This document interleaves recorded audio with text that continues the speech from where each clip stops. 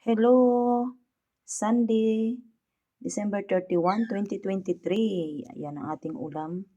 Nagsabaw ako ng karning baka na may pichay at may beans. Umuusok pa yan. Masarap yan sa panahon kasi maglamig. Taglamig at mayroon din tayong piritong tulingan. Ayan yung ating ulam ngayon. Simpleng ulam, simple may sausawan. Gusto ko sausawan na bagoong na may sili. At siyempre, hindi mawawala si rice.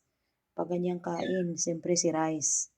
At yes, meron tayo ditong juice. Ayan, juice tayo guys. Ayan, kain tayo. Happy New Year.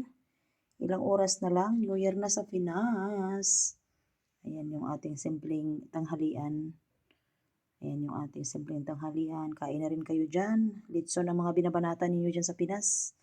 Kami dito, yan, ganyan lang, simpleng ulam. Bahala na, basta malakas ang pangangatawan at malusog tayo.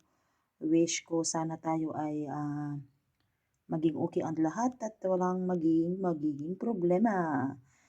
Thank you for watching.